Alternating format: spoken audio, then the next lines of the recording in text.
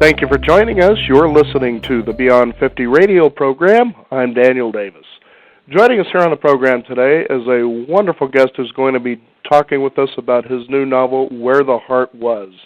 This is simply a fictional account of America's rich history of the Wild West, and certainly one that I would consider to be extremely exact in many of its depictions. I'd like to welcome to our program today our guest, who's considered an icon, maverick, historian, storyteller, and genius, which are just a few words to describe our guest today, who's also a world-renowned author, Pulitzer Prize nominee, and Wyatt Earp novelist and historian. I'd like to welcome to the Beyond 50 radio program today our guest, Mr. Glenn Boyer. Glenn, thank you for joining us here on the program today. You're welcome. It's my pleasure to be here. You know, one thing I noticed as you began to read Where the Heart Was is that when you think of the Wild West as it's depicted generally in movies and the like, is that really they didn't seem to have hardships that seem any different in some ways than what we're experiencing today. Why is that? It's hard to say, actually, but heart is intended to have a broader aspect than just dealing with, the Wild West and our past history and how violent it was. I was trying to also give a feel for the time and place and the people. And you can't write about the past in terms of the present, actually. It's entirely different, and that's a big mistake a lot of people make in writing. Am I coming to the point you were trying to make? Exactly. You know, because as you read this, one of the things that really came to mind, even though it's a fictional book, is that the accuracy you have, not only with the characters, but the conversations they have and the kinds of things they're experiencing. How could you bring all this about and make the characters come so alive, as almost though this is really happening? I had a lot of experience with the older generations when I was a kid. I was very interested, of course, in the Civil War, for example. And in those days, we had the equivalents of the veterans organizations we have today. The GAR was the principal one, of course, in the North. And I used to talk to those veterans from the time I was about 6, I guess. And they clued in that I was standing around trying to overhear what they were talking about. And when you write about what you know about, you're going to do a much better job. That's the first rule in writing, as a matter of fact. Write about what you know about. And I was exposed to these people that talk that way. I think it's really fascinating that people in this book, they get a better sense of what was really going on, really what the Civil War truly was about, and how families were managing through things such as the Great Depression. Could you tell us about that? Particularly the Great Depression. Mm-hmm. I helped my generation starve their way through it, so I'm an authority. I probably wouldn't be here unless it was for FDR, who was being subjected today to revisionist historians that try to claim the worst for him, just like his enemies did at that time. But FDR saved America. He had the vision of bringing us through the Depression as what we had been, politically speaking, the last best hope of Earth. In other words, free, representative, and so on. But you can't bring that about if the nation starves to death. Right. So he put out a lot of programs that put men such as my father back to work and reasserted their self-respect for them, and they knew it. Mm-hmm. It was a grim time, though. I didn't even know I was hungry, however. Yeah, now that's just the interesting thing is you take a look at today and you get, the way the media likes to portray, for instance, the recession and the hardships that we seem to be facing. And you seem to hear kind of a lot of whining in some cases. Whereas back in the day in the Great Depression, people, although they were having hardships, and I'm sure there was a lot of complaining as well, they seemed to manage to get through, especially not to pass on those kinds of fears onto their own children. And that's exactly like this family that's first described here in the book. is that, for instance, father's in the other room, there's this clicking sound, and they believe that it's probably the mice chewing on the walls, when in fact it's dad sitting in the other room with a revolver contemplating suicide. But yet the kids don't know that, and how they were able to do this, again, to try to keep those fears at bay and just kind of get through each day the best way they knew how. Well, we pulled through, and one of the reasons, of course, is that America has a spirit, basically, and a soul, if you will. And as I said in the first part of the book, one of my purposes was to reinvoke the soul of the Republic. But we inherited the mavericks from every country in Europe and Asia as well. And I think it's in the genes somewhere there. We may have inherited more than our share of fighting genes. But today, if we were faced with the same degree of hardship, which we aren't, by a jugful, we'd face up to it. People are always criticizing kids in our schools and that sort of thing. But I'm an optimist. If they're as bad as they tell me, how come I can go into a store and they know how to make change correctly, and they're such nice people, and they're even a little bit aware of, the world culture. If you ask them a question about a book, the chances are a great deal of them have read it. How does that grab you? Certainly so. Now talk about what you think the differences are with America today as America was then. Specify it during the Depression, you mean? Yes. Okay. Let me think about that. I think we're faced with a repetition of history here, and there's not all that much difference as to what caused the economic downturn in which we find ourselves, which is usually attributed to the crash of 1929. I'm not sure that's entirely true.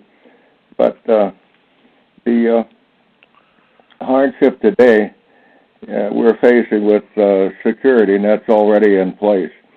I mean, this would be a lot worse, for example, if people didn't get unemployment insurance.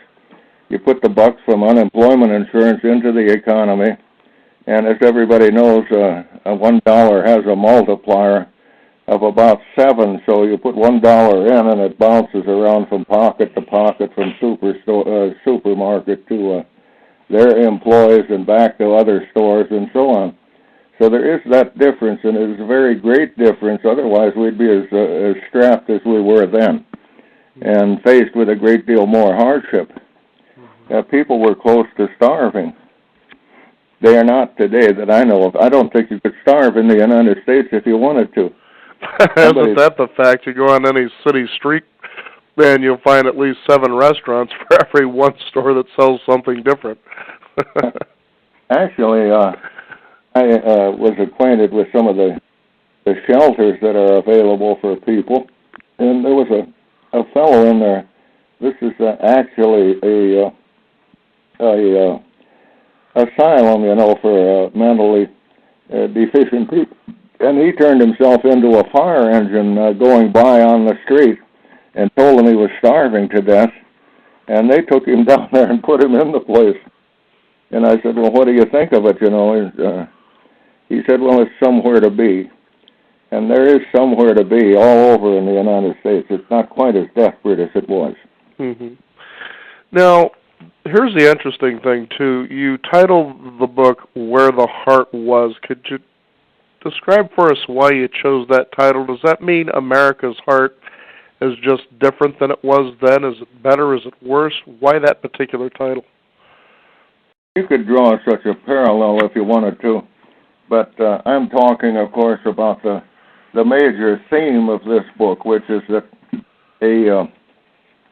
a family from a subsistence farm in northern Wisconsin in the woods, which was practically a paradise, although there wasn't much cash up there or anything, left the place rather stupidly, as a matter of fact, just on the verge of the Depression. Excuse me. Mm-hmm. And went to industrial city, a suburb of Chicago. And we're faced with the grimness we've been talking about of the Depression, which wouldn't have been the case had they stayed up there. They'd have at least had plenty to eat. And it became like the holy grail, the pursuit of some way to return to up north. And up north is where the heart was, and it's where the heart remains throughout the whole book. And you probably recognize that the book is semi-autobiographical and that I am Benny Todd, the protagonist. Mm-hmm. And we did achieve, finally, the business of getting back up north. But if you'd like to know, and all publishers will ask you this, by the way, why I wrote this book, I said so on the first page, and I'd read it if you don't mind. I don't mind at all. Okay. Why? This story reinvokes the soul of the Republic. A voice spoke in the night and said, write the biography of the Republic. Carve it in autobiographical vignettes, deeply etched cameos that picture the lives of one pioneer American families. Cameos warm to the touch, strange and fascinating, like heirlooms discovered in a forgotten trunk. Recall the lives of sacred ancestors. Recall our debts owed to them, owed to the Republic of mankind, too, the human race. Listen by the waters. And there we have another theme I'm leading into. Waters have a great part in this book, rivers, streams, lakes, and they have a fascination for a certain type of person, especially one like Benny. And he was a little bit on the mystical side, and being quarter-blood Sioux Indian, that was pronounced too, the Indian tendency, of course, to seek a vision quest and that sort of thing.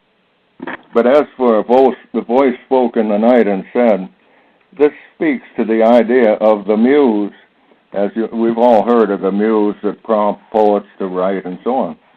And I believe that I heard that sort of a voice, whether literally like that or not. Are you there? I'm still here, yes. With respect to Listen by the Waters, Chapter 2 has another semi-poetical introduction that'll give you a feel for the Depression town in which we were, the sort of industrial town near Chicago. And it is also Listen by the Waters. And I used the name of Wabansi, actually the name of an Indian chief, to rename that particular town, which I just as soon let remain anonymous. I remember you, Wabansi, river town, Indian named, place of summer waters flowing, place of rustling green leaves. I remember your stark winters, here bare branches etched against snow-deep hills, time of coughing and runny noses, of swift, reluctant sallies outside, where even nuthatches hide from biting winds. Wabansi, Indian named river town, listen by the waters where rippling alien tongue of dispossessed race, rising like faint scent of cold trail. Lift your head and don't breathe. Hear the musical words? Softly, Waban, lost one, remember me. I am earth. Listen, I give wisdom. Wabansi. And if you listen by the waters, it will give wisdom if you're that sort of people. I'm not saying that everyone is, but I think there's a lot of that in all of us. We tend to dream as we watch the streams go by and hear them purling over stones or rushing around rocks and that sort of thing. What do you think? I would agree with you. It's a time that you sit in reflection and contemplation all at the same time. Pardon? I said it's a time that you sit in reflection and contemplation all at the same time. This is true. Now, you anyway, go ahead. No, go ahead yourself. I was going to say that, you dedicated your book to what's considered to be the greatest president, of our nation's history, and that's Abraham Lincoln. There was a guy that really had a real troubled presidency, if ever there was one. Talk about Abraham Lincoln, why you decided to dedicate the book to him. It was his bicentennial year, of course, and we intended it to come out in a year earlier, which would have been that year, but we didn't make it in time. Mm-hmm. So, basically, I have great admiration for Lincoln.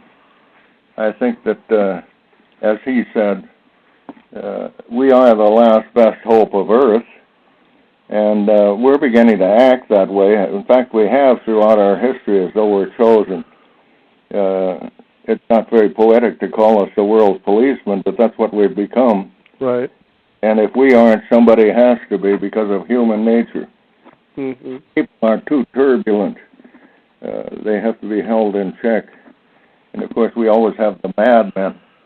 Napoleon, in a way, was a madman, but certainly Hitler and Mussolini and the Japanese leader over there, Togo. And these people were nuts. Mm-hmm. Somebody has to hold them in control through fear. It is the only weapon, the universal weapon that works ultimately. Mm-hmm. I think, and of course that's only my opinion. Mm-hmm. Well, you did in fact serve our country through the Air Force, and to me, I also served in the United States Navy, and I felt that, serving our country in that capacity is sort of like, let's call that a karmic debt that you owe for the people before you who protected this country as well as others. But it seems that today there's a cynical attitude about the United States and service that, we think that we're just supposed to run around policing everybody. We're trying to control everything, even up into the fact that we have this belief that our government's even turned on its own citizens. What do you see from your history about that particular opinion? I've got to say, and I've quoted him before, a noted philosopher, George Santayana, said, those who cannot remember history are condemned to repeat it. And you can take that insouciant attitude, if you want, that shrugging your shoulders and say, let somebody else do it. But it comes right down to where somebody else isn't going to do it, and we're going to end up doing it ourselves. We had better remember the lessons of history. Mm-hmm. And we have, to a greater extent, perhaps, starting with after World War II, than prior generations, we recognize the need, for example, of the UN. I know that it isn't very popular, but whatever's running next and performing some of the services that it performs isn't worth considering. There isn't anything else. It's all we got.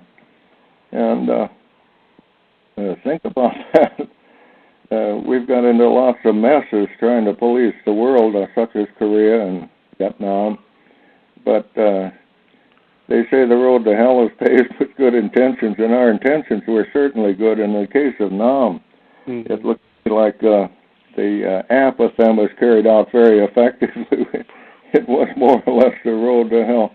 Mm-hmm. It divided us, but the fact of the matter is that if things get grimmer, these people that take a shoulder-shrugging attitude toward the war or toward their responsibilities are going to be faced with the fact that they're not going to get away with it. One of the things to consider, I reflected policy in Congress for years due to the fact that most of the people there were veterans, as you and I, reflected the pro-military attitude that has more or less faded, and many of those people you're talking about that are trying to get out of their responsibilities are now in Congress, but the guys that are over there grunting around, carrying 80 pounds around in a 110-degree climate, are going to be entering Congress again. And you're going to play hell convincing them that the military is not worth anything. Mm-hmm.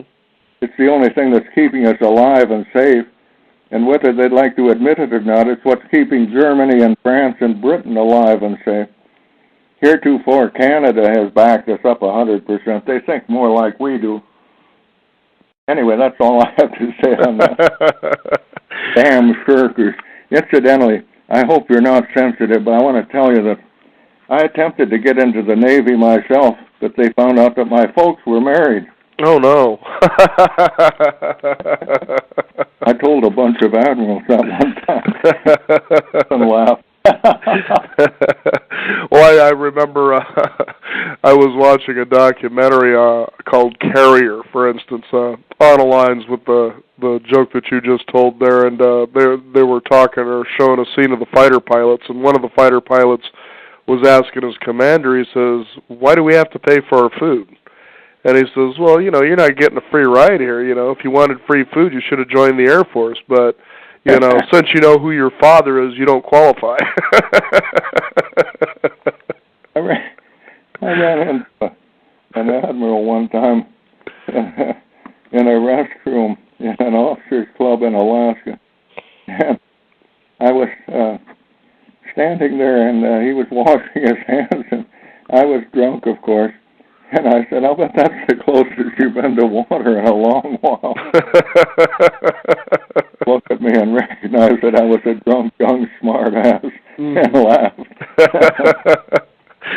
I'll tell you, where the heart is, or excuse me, where the heart was, I think what I really like the most about is it shows you a really true history versus sometimes the way I remember growing up as a child in public schools and grade school and the way they shared. It's like they'll give you bits and pieces, but really it's neat to go into, even though it's a novel, into a historical novel like this and really see more of the spirit of the country that you were, as Warren Buffett would say, winning the uterine lottery to be born into, as he always felt.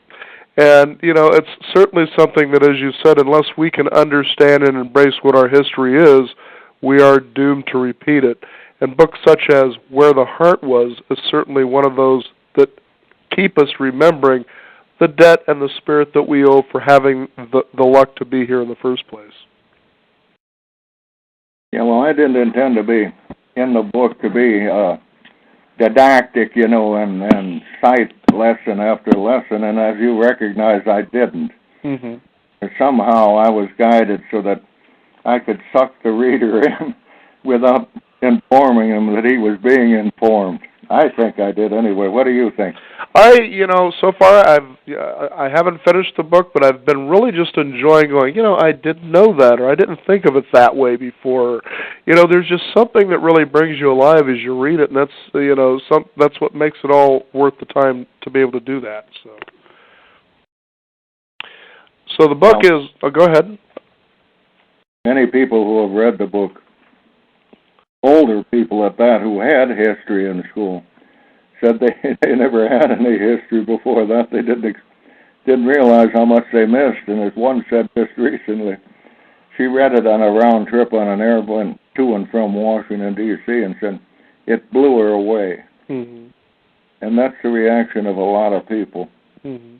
There isn't a bad review of it, incidentally, at all on Amazon. And if people would really like to get reactions to that book, I suggest they crank up Amazon and put in the title and go read the 15 reviews on there, which are all raves. Mm-hmm. And they will probably get across more than our hour today will permit us to get across. Absolutely. The book is Where the Heart Was. Our guest today, Glenn Boyer. Thank you so much for taking the time to join us here on the program today. Wonderful, wonderful depiction of, America's rich history, and certainly something that invokes back the spirit to remember what it is to be here living in America. We want to thank you for being on the program today.